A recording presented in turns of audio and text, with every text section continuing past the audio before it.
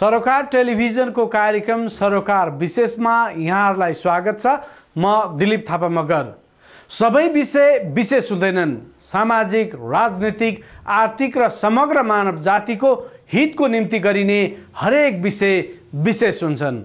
समाजको हितमा गरिने हरेक कार्यको सम्मान गर्दै समाजको हित विपरीतका कार्यको भण्डाफोर गर्ने विषयवस्तु सरोकार विशेषको प्राथमिकतामा पर्ने गरेका छन्। दर्शकहरू, आजको सरोकार विशेषमा एसिड आक्रमणका घाइतेहरूको अवस्था र कानुनी समस्याका विषयमा चर्चा गर्नेछौँ।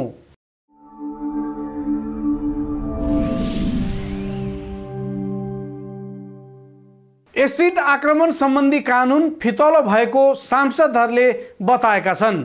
प्रतिनिधि सभा अन्तर्गतको महिला तथा सामाजिक समितिको बैठकमा सांसदहरूले उक्त कुरा बताएका हुन्। समितिले कानुनी व्यवस्था र दण्ड सजायलाई समय सापेक्ष परिमार्जन गर्न सरकारलाई निर्देशन दिएको छ। परिवर्तित समय अनुसारको कानुन निर्माण गर्नुपर्ने समितिको ठहर रहेको छ।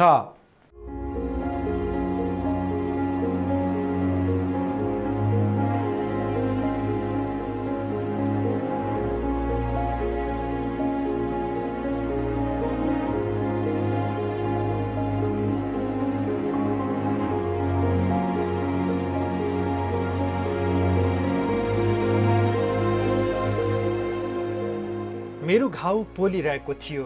मेरो हातबाट मासुको चोट्टा आइरहेको थियो। मलाई बाँचौँ जस्तै लागेको थिएन। अस्पताल पुगेको थाहै पाइएन। मलाई मेरै श्रीमानले हानेको, तर के गर्ने, पीडा पर्नेलाई मात्र थाहा छ। उम्लेको पानी जस्तै फ्यारे जस्तै मलाई फिल भयो र म आफ्नो हातको ब्ल्याक डार्क हेर्दाखेरि हटाउँदाखेरि चाहिँ मेरो मासु नै निस्केर आइरहेको थियो र त्यो मासु हेर्दा मलाई म अझै कराउन थालेँ र दुईटा मान्छे आउनुभयो र मेरो बाबाको नम्बर माग्नुभयो र म आफ्नो बाबाको नम्बर दिएर एकदमै मलाई पोलिरहेको थियो र मेरो मासु झल्झलै खसिरहेको थियो र म बेहोस भएँ र मलाई नारायणी हस्पिटलमा लग्नुभयो र त्यहाँ लग्दाखेरि सुत्दाखेरि चाहिँ हाम्रो आर्थिक अवस्था एकदमै कमजोर थियो। मेरो बाबा एक्लै कमाएर हामी सबैलाई सम्हाल्नु भइरहेको हुन्थ्यो र मलाई एकदमै जलिरहेको थियो।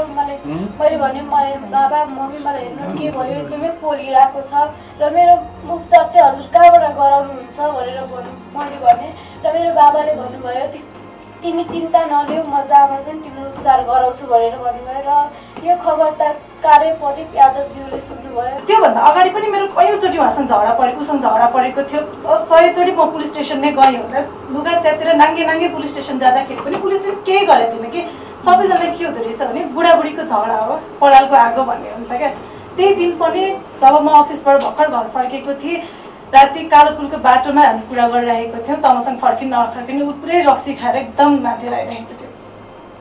त्यस्तो बेला पनि त्यहाँदेखि एकदम नमजाले झगडा परेको थियो, ठुल्ठुलो शरमा झगडा परेको थियो। वरिपरि मान्छेहरू सबैजना हेर्दै जाँदै गयो, तर कसैले पनि रोकेन क्या। त्यतिखेर एकजनाले मात्र पनि तपाईँहरू के गरिरहनु भएको भनेर सायद दुईजनाले त्यहाँनिर आएर बोलेको, ऊ डराएर जान्थ्यो, म आफ्नो घर थपक लगाएर आउँथेँ। त्यो भयो। त्यसपछि उसले मलाई मसँग आउँछस् आउँदैनस् भने म आउँदिनँ, म आफ्नो जिन्दगी आफै जिउन चाहन्छु, आफ्नो खुट्टामा आफै उभिन चाहन्छु भने। यदि मलाई अरूलेसँग जानु थियो भने उसँग छोडेर 1 वर्ष भइसक्यो, म अरूसँग जान्थेँ होला, तर म आफ्नो दममा उभिन चाहन्थेँ क्या। अनि आफू एक्लै नै परिश्रम गरेर बसिरहेको थिएँ। त्यस्तै बिचमा आएर उसले मलाई नि समूहसँग आउँदैनस् भने कोहीसँग पनि जान दिँदा भनेर एसिड प्रयोग गर्थ्यो।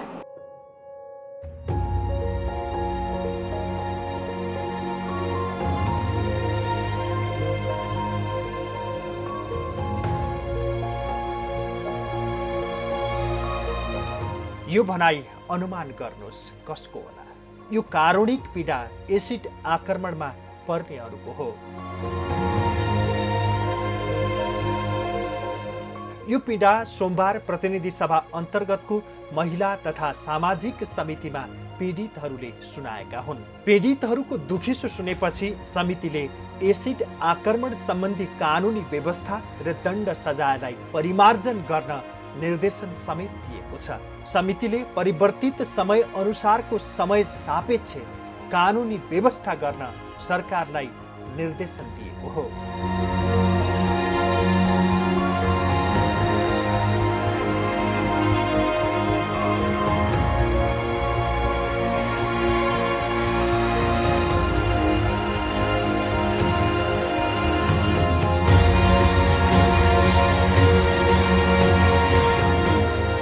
एसिड आक्रमणमा घाइते भएकाहरूले बैठकमा आफ्नो पीडा सुनाउँदै भत्कानिए।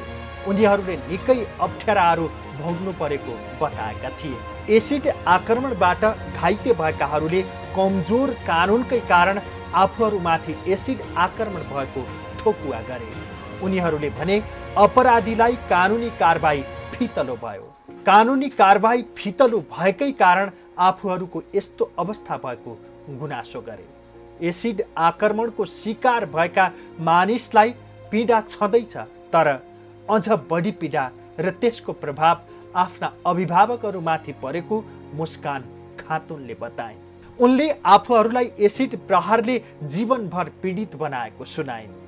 सरकारले हाम्रो जुन यो उपचारको सम्पूर्ण उपचार सरकारले गरिदिनु पर्यो र हामी जति एसिड भिक्टिम छ नि हाम्रो उपचार सम्पूर्णको गरिदिनु पर्यो र जो जब गर्न चाहिरहेको हुनुहुन्छ उहाँको चाहिँ सम्पूर्ण जब गराइदिनु पर्यो र जो पढ्न चाहन्छ उहाँले चाहिँ पढ्न चाहिँ जहाँसम्म पढ्न चाहन्छ उहाँ सम्पूर्ण पढाइ गरिदिनु पर्यो। किनकि मेरो सानोदेखि नै सपना म देशको लागि आफ्नो देशको लागि केही गरेर नै ठुलो भएर केही न केही गरौँ भन्ने सानोदेखि नै मेरो सपना थियो र म त्यही सपना लिएर अगाडि बढिरहेको थियो र मसँग अगाडि बढ्दा यस्तो घटना घट्यो। तर पनि म आफ्नो सपनालाई चाहिँ टुट्न चाहिँ दिएको छैन। म आफ्नो सपना जसरी भए पनि पुरा गर्छु भनेर हिँडेको छु र उसले मेरो त्यो अपराधले मेरो मुख जलाएको छ, मेरो सपना चाहिँ जलाएको छैन भनेर म अगाडि बढेको छु र म यसरी नै अगाडि बढ्छु र मलाई सबैजनाको मोटिभेट पाएर पनि म धेरै नै स्ट्रङ भएको छु।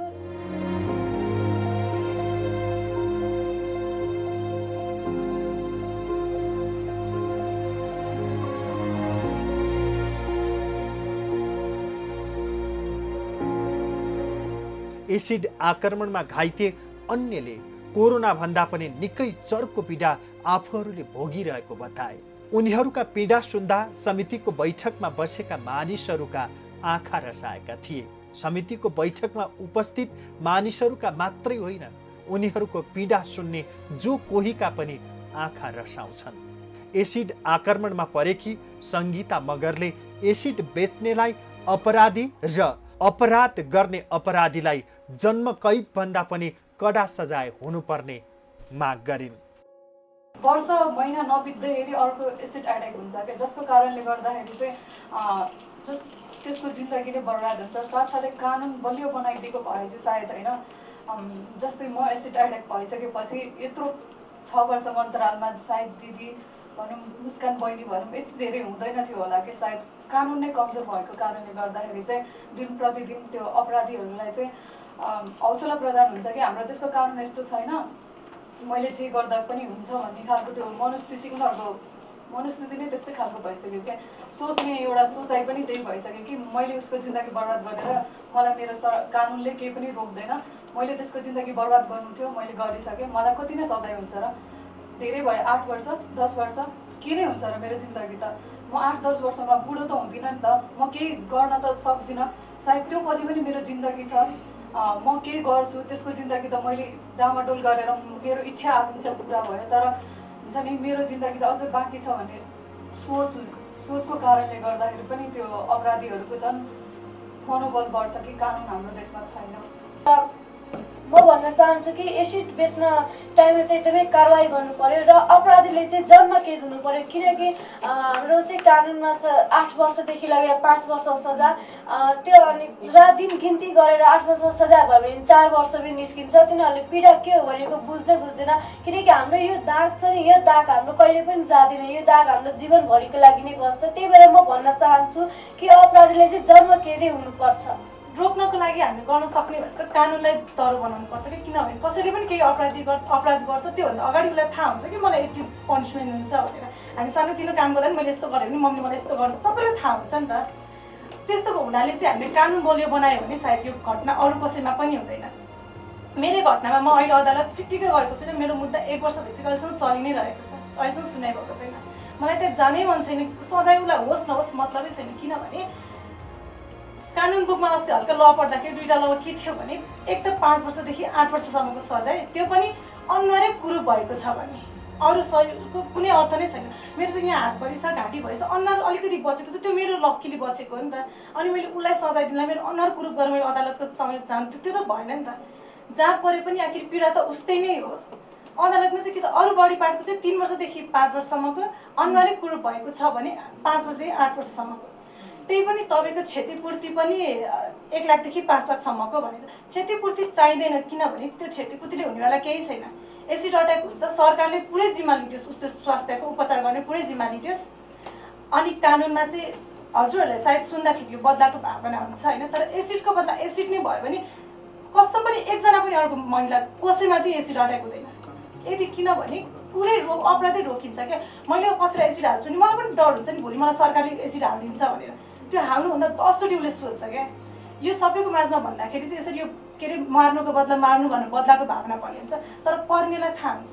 बिहान उठ्दाखेरि आफ्नो शरीर छाला कक्रक्क गर्दाखेरि त्यो ऐला त्यही ऐनामा अनुहार हेर्दा र अहिले आफ्नो अनुहार हेर्दाखेरि आफूले चाहेको लुगा लाएर हिँड्न नपाउँदाखेरि कस्तो महसुस हुन्छ भनेर। त्योभन्दा पनि अझ अस्पतालमा हामीले कसरी बसेको थियौँ, कहिले जिन्दगी एउटा दबाई नखाएको मान्छेले त्यसरी ननस्टप दबाई खाएर त्यत्रो सहनु पर्दा के महसुस भएको थियो। कानुन बदल्यो र भइसकेको भिक्टिमहरूको लागि जब मात्रै गर्यो भने उसले आफ्नो काम गरेर आफ्नो परिवार पाल्ने हो। मेरो अहिले कन्डिसन यस्तो छ कि त्यो मेरो अपरेसन गर्दाखेरि लिएको फाइनेन्सबाट लिएको लोन 1 वर्षपछि अहिलेसम्म तिरेको छैन। थ्याङ्क गड कि उहाँहरूले ब्याज माग्नु भएको छैन, त्यो पनि तिर्न सकेको छैन क्या अहिलेसम्म पनि। यति गाह्रो अवस्था हुन्छ। अनि कसैले पनि आऊ बहिनी यहाँ काम गर भनेर अहिलेसम्म कसैले भनेको छैन। तिमीले कति पढेको छ कसैले भन्दैन। यहाँनिर सबैजना ला तिमीलाई यस्तो भएछ उस्तो भएछ हामी केही पऱ्यो भने सहयोग गर्छौँ भन्नु है भन्छन्, तर भन्यो भने कसैले पनि गर्दैन। यदि सरकारले नै सायद फोर्स गर्यो भने हामीहरूलाई अगाडि बढ्न धेरै सजिलो हुन्छ। हामीले गर्दाखेरि अरूहरूलाई पनि एकदम ठुलो मोटिभेट हुन्छ क्या कि लाइफ एउटा स्कारले गर्दा रोक्दैन अनि सौन्दर्य नै महत्त्व राख्दैन भनेर।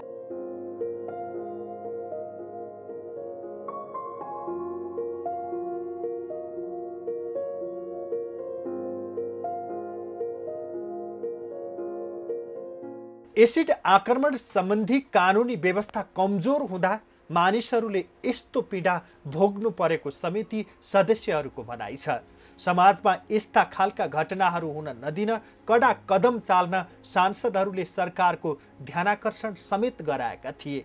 बैठकले एसिड पीडितहरूको उच्च शिक्षामा छात्रवृत्तिको व्यवस्था गर्न, सिपमूलक तालिम उपलब्ध गराउन, सरकारी सेवामा रोजगारी प्राथमिकता दिन तथा यस्ता व्यक्तिहरूको जीविकोपार्जनलाई सहज बनाउन र सामाजिक पुनर्स्थापना सम्बन्धमा कार्यक्रम तुरुन्त तयार गरी कार्यान्वयन गर्न गराउन पनि सरकारलाई निर्देशन दिएको छ। मैले त खेपे तर मेरो बाउआमासँग जोडिएको कुरा अथवा हाम्रो परिवारसँग जोडिएको कुरालाई हामी तपाईहरुलाई आज एक झलक देख्दा त हाम्रो मन रुएको छ भने तपाईको घर परिवारमा सानो बच्चाबाट हुर्काएर अब मेरो छोरीले यसो गर्ने गर्छ भन्ने अवस्थामा आइसके पछाडी यो खालको अवस्था सिर्जना हुनु भनेको त्यो असाध्य सबैको परिवारको लागि ठूलो वज्रपात हो। त्यसैले मलाई जहाँसम्म लाग्छ अहिले त हाम्रो जुन सभापतिज्यू लगायत हाम्रो सचिवालयले जुन एसिड आक्रमण पीडित यो आक्रमणका पीडितको अवस्था र चाल्नुपर्ने कदमका बारेमा हामीले छलफल गर्यौं।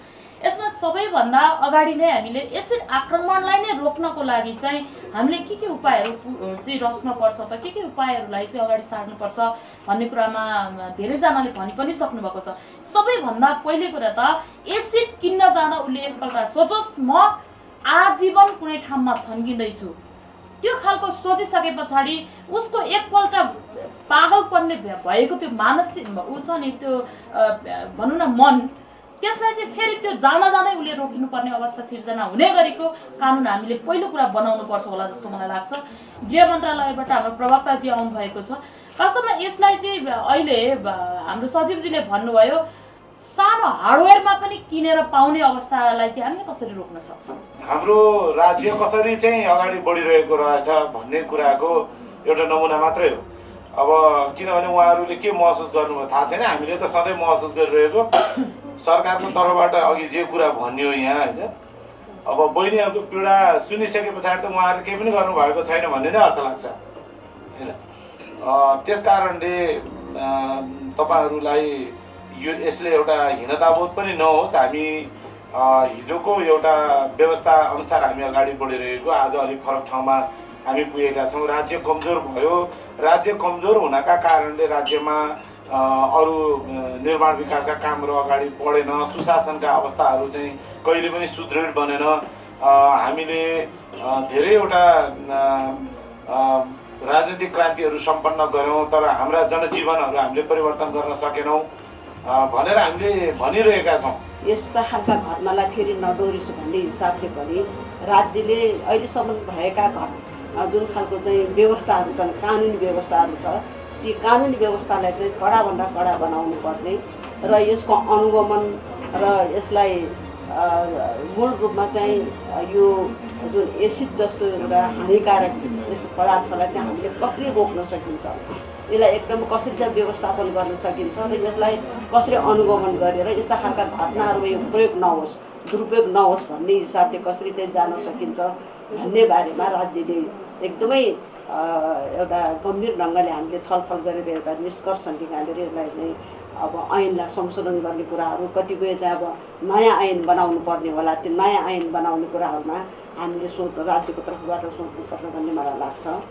र यसबारेमा अब राज्यको तर्फबाट हामीले अब यो घटना घटिसकेपछि खास गरी म महिला मन्त्री हुँदाखेरि अब जेनी जीको जुन घटना घट्यो त्यसलाई तुरुन्तै हामीले चाहिँ महिला मन्त्रालयको तर्फबाट त्यहाँ गएर त्यो घटनामा परेका बहिनीलाई भेट्ने र उहाँको स्थितिको बारेमा के छ भन्ने बारेमा बुझ्ने र उहाँलाई सहयोग के गर्न सकिन्छ भन्ने बारेमा चाहिँ हामीले तुरुन्तै हामीले कारबाही गराएका थियौँ। त्यस्तै अब के अरे त्यति बेला अलिक पछि चाहिँ फेरि हाम्रो चाहिँ खातुनजी चाहिँ जुन वीरगञ्ज होइन वीरगञ्जमा त्यो घटना घटिसकेपछि मैले वीरगञ्जको सिडिओलाई नै मैले फोन गरेको थिएँ है, के छ त्यो घटना, त्यसलाई तुरुन्तै अपराधीलाई कारबाही गर्नु पर्यो, अपराधीहरू समाउनु पर्यो भनेर त्यति बेला चाहिँ मैले वीरगञ्जको चाहिँ सिडिओलाई पनि मैले फोन गरेको थिएँ। तर अब त्यो घटना घटिसकेपछि बहिनी र अब उपचारको लागि पछि आउनुभयो क्याबिनेटतिर होइन, पछि आउनुभयो। त्यति तत्कालै त्यही चाहिँ उपचार गर्ने क्रममा अब हाम्रो त्यति बेला चाहिँ अब खास गरी भेट हुन सकेन। त्यसमाले अब यी घटनाहरूलाई हामीले चाहिँ मूल रूपमा यो समितिले एकदमै गम्भीर ढङ्गले ल्याएको छ र राज्यले अब यस्ता खालका घटनालाई चाहिँ अब न्यूनीकरण गर्नको लागि एउटा समिति पनि बनाएको भन्ने कुरो चाहिँ अब अहिले हाम्रो महिला मन्त्रालय सहसचिवले बताइसक्नु भएको छ। यो एसिड आक्रमण चाहिँ कस्तो खालको एसिड आक्रमण भइरहेछ, त्यो चाहिँ सुनमा प्रयोग गर्ने भएको छ कि टोयलेटमा प्रयोग गर्ने भएको छ कि त्यसपछि चाहिँ कस्तो खालको एसिडले बढी चाहिँ क्षति गरेछ भन्ने कुरा चाहिँ उहाँहरूले हामीलाई भन्न सक्नु पर्थ्यो। आज यो खालको अलिक बढी भएको छ, यो ढङ्गले चाहिँ यो समस्याहरू कानुनमा ल्याउँछन् र मान्यजीहरूको समितिको यसमा चाहिँ भूमिका होस् भनेर उहाँले भन्नु पर्थ्यो। म पहिलो प्रश्न गृहलाई के गर्न चाहन्छु भने अहिलेका एसिड प्रयोगहरू कस्ता खालका भएको, के फिनेल हामीले टोयलेटमा गर्ने फिनेलले पनि त्यस्तो हुन्छ या चाहिँ सुन तेजाबहरूले हुन्छ या तपाईँले भन्ने जस्तै उद्योग र कल कारखानाहरूमा हुने खालले भएको छ भन्ने कुरा पहिला फाइन्ड आउट गर्न जरुरी छ भन्ने म सुरुमा राख्न चाहन्छु। त्यसपछि मलाई महिला मन्त्रालयको रिपोर्ट यस्तो हुनु पर्थ्यो, हामीलाई 50,000 भन्दा अधिकार बढी छैन, त्यसकारण हामीले यतिसम्म गऱ्यौँ, योभन्दा बढी हुनलाई चाहिँ हामीले चाहिँ यतिले सम्भव छैन भन्ने जस्तो रिपोर्ट हुनु पर्थ्यो जस्तो मलाई लागिरहेको थियो। तर उहाँले चाहिँ त्यहाँ जस्तो धरौटी नै राख्न नसक्ने अनि धरौटी राख्न नसकेर 15 दिनसम्म भित्र बसिराख्ने जो भन्ने कुरा छ, नियम भइसकेर पनि कार्यान्वयन नभएका कुराहरू पनि यहाँ आयो र महिला आयोगले चाहिँ त्यो काउन्सिलिङ गर्न सक्ने, आफूले काउन्सिलिङ गर्न सक्नेहरूको नम्बर र उनीहरूलाई चाहिँ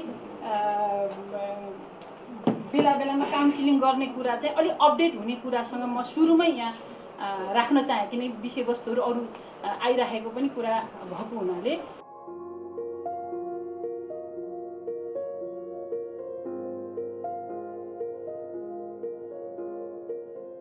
कानुन संशोधनका लागि आवश्यक समन्वयका लागि महिला बालबालिका तथा ज्येष्ठ नागरिक मन्त्रालय र राष्ट्रिय महिला आयोगलाई समितिले निर्देशन दिएको छ। उत्पीडन सम्बन्धी उजुरीहरू प्राथमिकतामा नपर्ने र उत्पीडन सम्बन्धमा स्पष्ट कानुनी व्यवस्थाको अभाव पनि रहेको समितिले ठहर गरेको छ। उत्पीडितलाई उजुरी दिन उत्प्रेरित गर्न, यस्ता उजुरीहरूप्रति संवेदनशील भई तुरुन्तै सम्बोधन गर्ने व्यवस्था मिलाउन समेत समितिले सरकारलाई निर्देशन दिएको छ। बैठकले एसिड खरिद बिक्री कार्यलाई नियन्त्रण एवं व्यवस्थित गर्न र खरिदकर्ताको विस्तृत विवरण अनिवार्य रूपमा अभिलेखीकरण गर्न समेत समितिले निर्देशन दिएको समिति सभापति निरुदेवी पालको भनाइ छ। गम्भीर रूपमा शारीरिक क्षति पुर्याउने, अङ्गभङ्ग गराउने वा ज्यान मार्ने मनसायका साथ एसिड प्रयोग गरी आक्रमण गर्ने कार्य जघन्य एवं मानवीयता विरुद्धको अपराध हो। यस्ता घटनाबाट पीडित हुनेहरूमा किशोरीहरू एवं महिलाहरूको संख्या बढी देखिन्छ। एसिड आक्रमणका घटनाहरू आवेश प्रेरित नभई योजनाबद्ध, प्रतिशोधपूर्ण एवं सुनियोजित हुने गरेको पाइन्छ। पीडित र पीडक बीचको प्रारम्भिक भेटको अवस्थामा नै यस्ता घटनाहरू भएको प्राय देखिँदैन, तर दुवै पक्ष बीच कुनै न कुनै प्रकारको न्यूनतम सम्बन्ध विकसित भई कुनै पक्षको अपेक्षा वा माग अर्को पक्षबाट पूरा नभएको वा पूरा हुने सम्भावना नरहेको अवस्थामा प्रतिशोधपूर्ण उद्देश्यले पीडकले यस्ता अपराध गर्ने गरेको देखिन्छ। घटना हुनु पूर्व दुवै पक्ष वा कुनै एक पक्ष उत्पीडनमा पर्ने शंकास्पद व्यवहार वा सम्भाव्य जोखिमको पूर्वानुमान हुने क्रियाकलापहरू, व्यवहारहरू देखिन सक्ने सम्भावनाहरू समेत हुन्छ। उत्पीडन वा सम्भाव्य जोखिमको गुनासो जानकारी समयमा नै प्रहरी कार्यालयलाई गराउने संस्कृतिको विकास गराउन सके मात्रै पनि यस्ता घटनाहरू न्यूनीकरण हुन सक्ने देखिए तापनि हाम्रो सामाजिक, सांस्कृतिक एवं व्यक्तिगत प्रवृत्ति उत्पीडनमा मौन रहने खालको छ भने उत्पीडन सम्बन्धी उजुरीहरू प्राथमिकतामा नपर्ने र उत्पीडन सम्बन्धमा स्पष्ट कानुनी व्यवस्थाको अभाव पनि रहेको देखिएकोले उत्पीडितलाई उजुरी दिन उत्प्रेरित गर्न, यस्ता उजुरीहरूप्रति संवेदनशील भई तुरुन्तै सम्बोधन गर्ने व्यवस्था मिलाउन र उत्पीडन तथा एसिड आक्रमण सम्बन्धी कानुनी व्यवस्था र दण्ड सजायलाई समय सापेक्ष परिमार्जन गर्न आवश्यक देखिएकोले सम्बन्धित विद्यमान कानुनमा आवश्यक संशोधन गर्ने कार्यलाई तत्काल अगाडि बढाउन समिति नेपाल सरकार गृह मन्त्रालयलाई निर्देशन गर्दछ। साथै आवश्यक समन्वयका लागि महिला बालबालिका तथा ज्येष्ठ नागरिक मन्त्रालय र राष्ट्रिय महिला आयोगलाई निर्देशन गर्दछ। 2. मानव जीवनको लागि जोखिमयुक्त यस्ता एसिडको सर्वसुलभ उपलब्धता प्रतिशोध साध्ने हतियारको रूपमा पनि विकसित हुँदै गएको छ।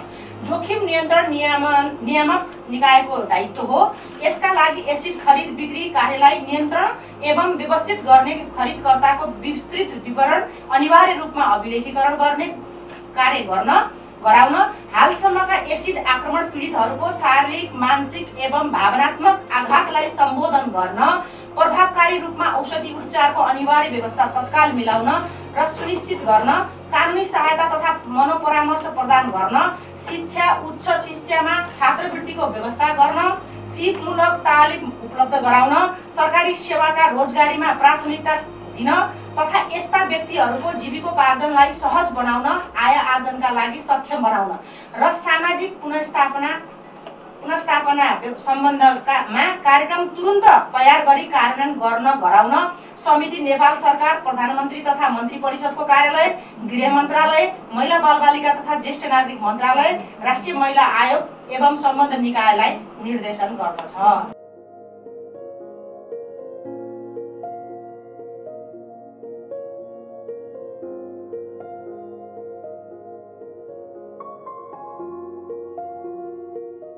एसिड आक्रमण जस्तो जघन्य अपराध गर्ने जो कोहीलाई हदैसम्मको कारबाही हुनु जरुरी देखिन्छ। यसबारे समयमा सरकारले कानुनी आधार बलियो बनाउनु आवश्यक छ ताकि कोही पनि मानिसले एसिडको पीडा खप्नु नपरोस्।